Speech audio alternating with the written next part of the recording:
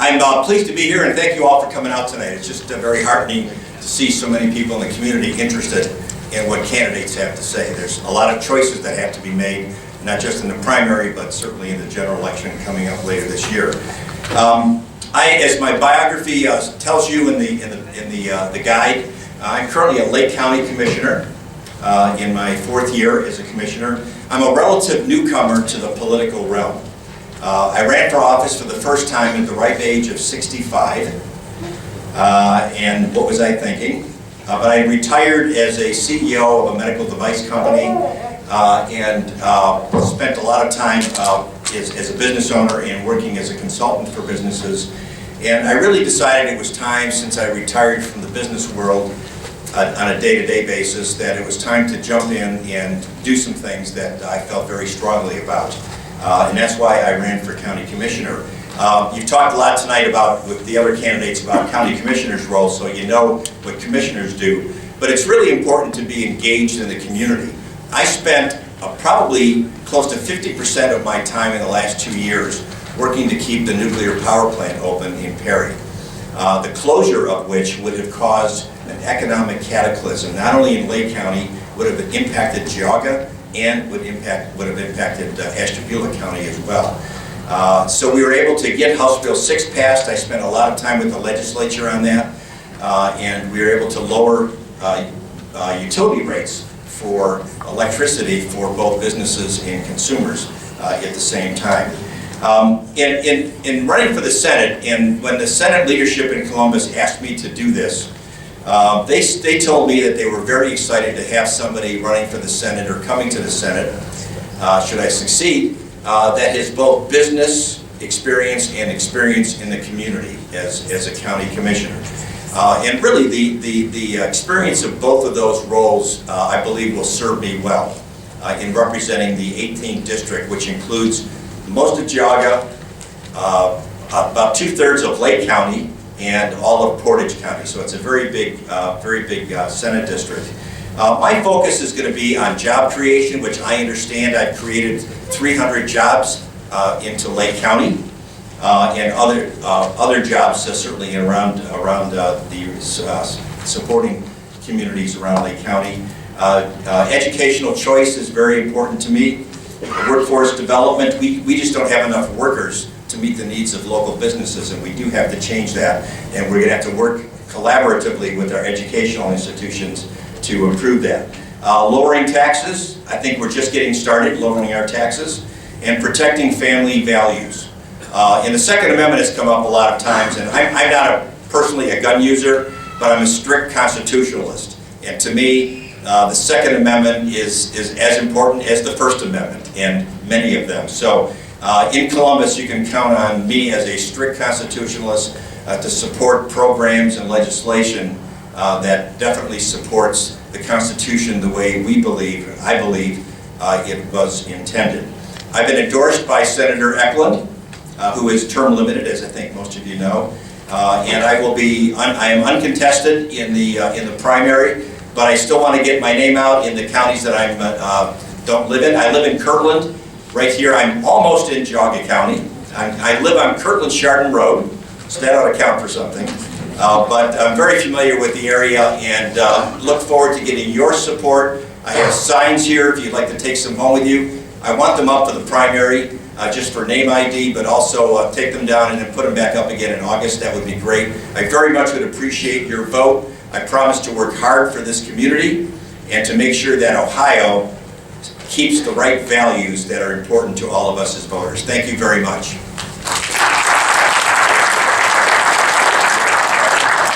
A couple questions for you, Gary.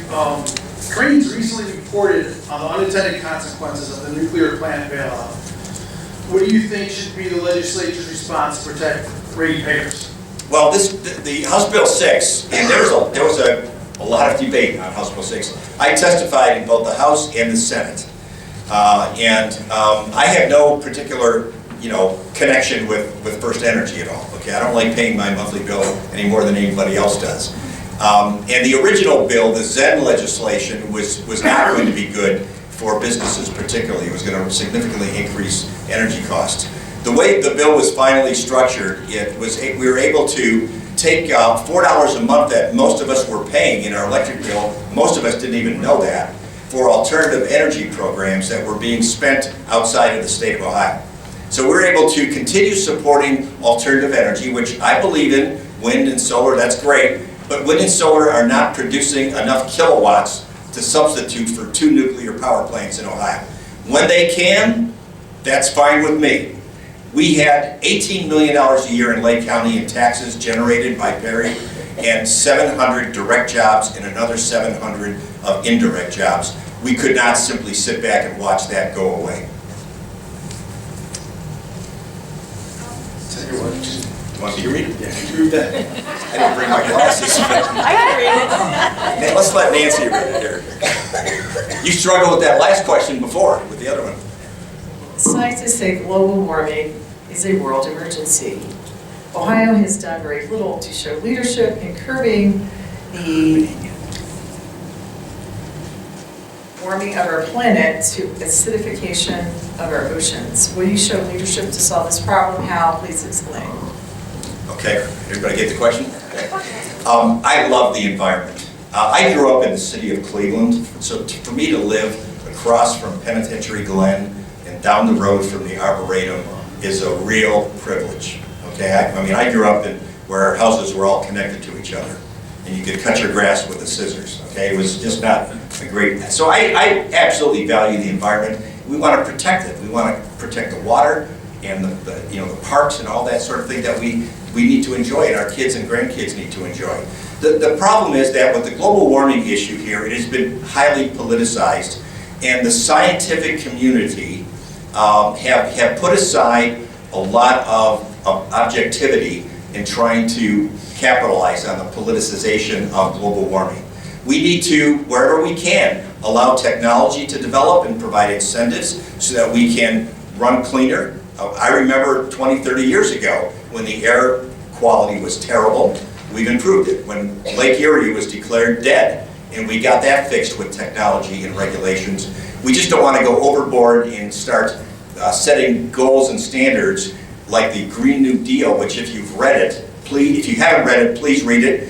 It's a 8th grade term paper and not a good one. It's just absolutely intellectually vacant of any rational thought, okay? And doesn't talk about global warming for about 2/3 of it, okay? It's income redistribution. So let's protect the environment and be rational about it, but let's not go overboard and try to set regulations in place that simply don't make sense for our economy.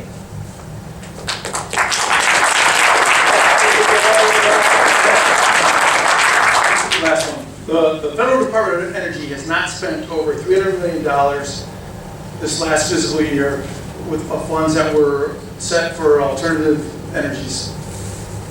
What would you do, and how would you work diligently to ensure some of those monies make their way to Jogga County? Well, I can't speak to what the federal government is spending or not spending. The Federal Energy Commission, which we worked with on trying to find a federal solution to keep the plants open. But I will tell you that House Bill 6 is already in place and now has survived numerous challenges, does provide for support for alternative energy development. Okay, it just simply does. And as a senator, I would continue to support that. And again, as alternative energy can produce more kilowatts to meet the needs of the people of Ohio, so we don't have to buy our power from outside the state, I'm certainly open to that. But right now, it's a matter of meeting the needs of the energy needs of the people of the state of Ohio. Thank you, Jerry. To have the privilege of having the job of making the roads safe, that's rewarding for me. Getting through a storm and seeing the final product of what you've done. It's something I take pride in, and because of it being a challenge, it's something I enjoy doing.